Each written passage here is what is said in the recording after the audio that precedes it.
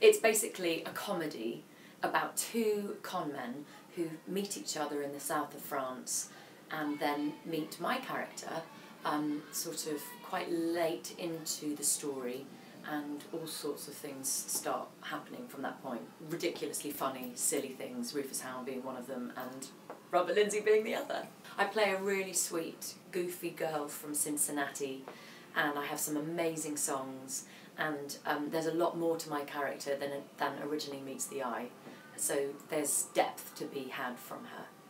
I have to try very hard not to lose it when I'm working with Robert, because I find him so funny with some of the stuff he does, and everything since we've opened the show has grown inevitably, and so yeah, it's a laugh a minute.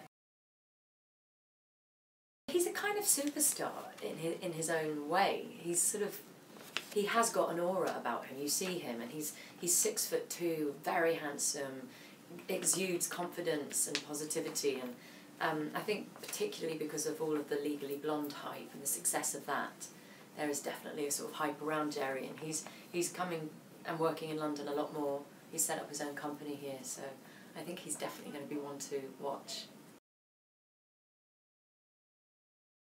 I try to cut out all sorts of things and it never works, and I'll just stuff my face with chocolate, or...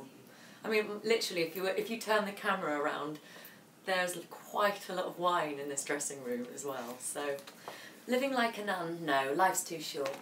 But you have to be careful as well. If you're using your voice the way I am, you have to sort of try to not go out every single night. That's not to be advised. It's so lovely to be nominated for Helena in A Midsummer Night's Dream and be recognised doing something different.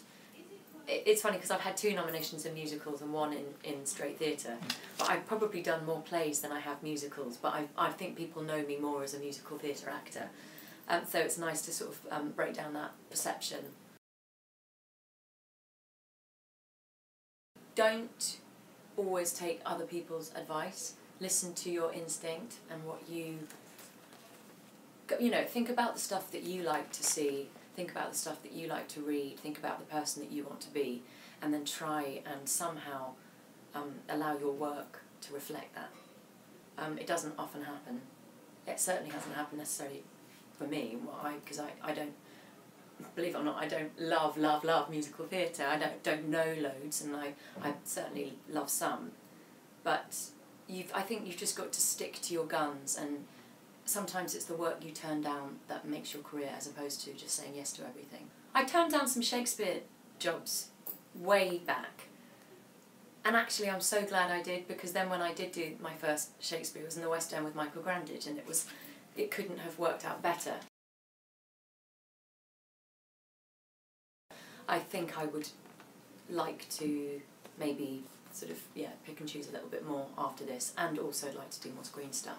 And if that means turning down theatre work, that might just have to be the situation for a bit. But I would like to do something a bit more dramatic and straight, and I've done a lot of comedy, and I'd quite like to show the other side again. I'd really like to do some Tennessee Williams as well, so couldn't say which part on that. I don't know which play I'd like to do. There are quite a few. But yeah, that's kind of, theatre-wise, that's where I'd like to be. Or I'd really like to do some new writing.